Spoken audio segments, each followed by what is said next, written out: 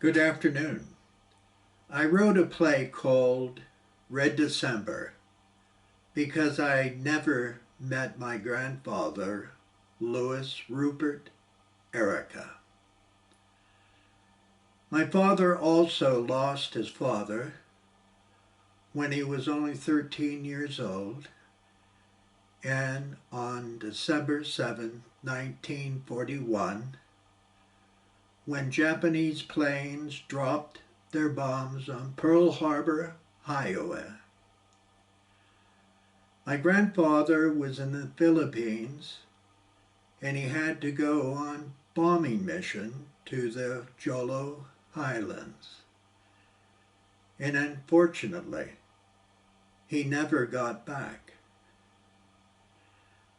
After my father saw my play, Red December, ended, and when I walked up to him, I embraced him, and he was crying for the very first time that I ever saw him.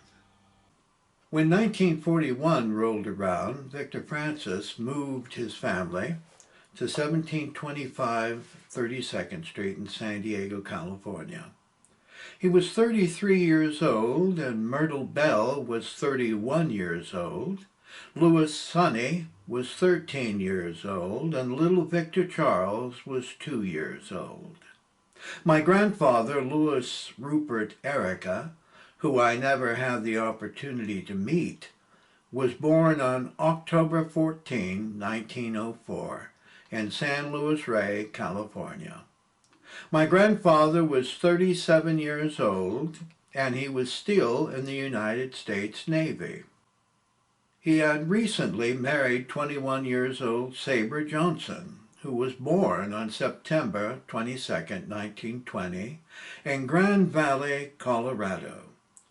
Louis Rupert was soon to be stationed at Sangley Point, Cavite, in the Philippines, in a short time after they got married.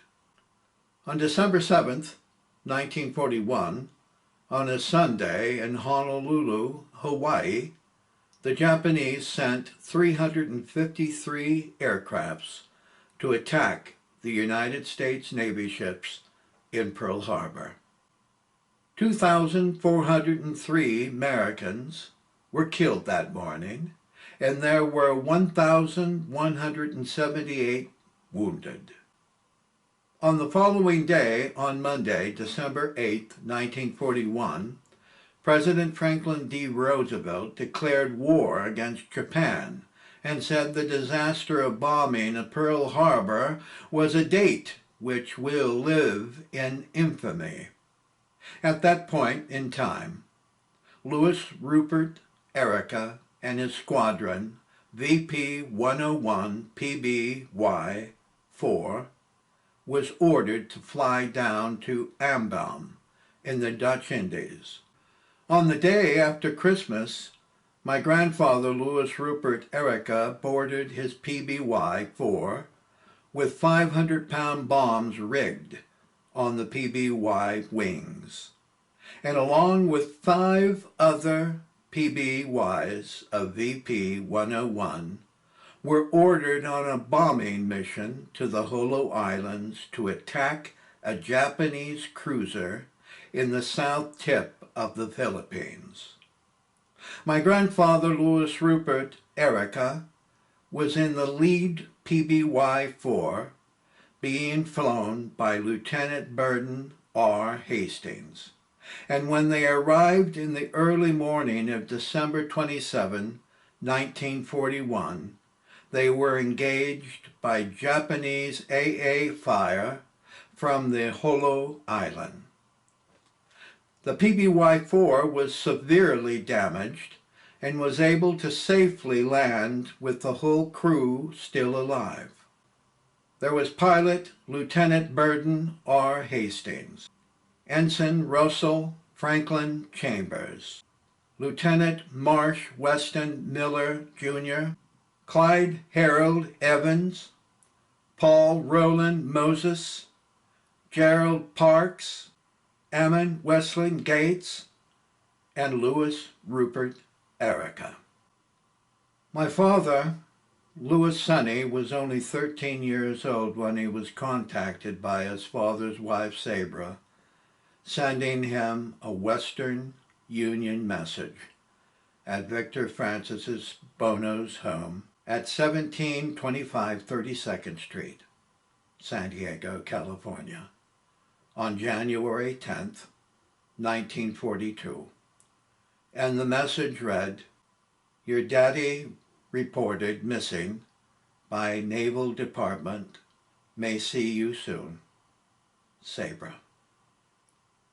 What my father found out later in his life was that all of the men on the PBY-4 were captured by the Japanese, and each of them were interrogated and then beheaded on the parade ground in the Japanese garrison. There were only 2 out of the 6 PBY crews that flew that day on December 27th, 1941, that made it back alive to Ambon in the Dutch Indies. The other 4 PBYs never made it back home to see their wives and families. Victor Francis and Myrtle Belle's family were still living at 1725 32nd Street in San Diego in 1942. Victor Francis just turned 34 years old, and he became a San Diego police officer. This must have come out of nowhere, and it probably surprised my grandmother Myrtle. With World War II in the early stages of recruiting many young men for the Army, Navy, Marine, Army Air Corps, Coast Guard, and National Guard, it probably didn't leave many quality men to fill the ranks of the San Diego Police Department. I'm not saying that my grandfather, Victor Francis, wasn't a quality man, because he was. And he truly had the intellect of a genius.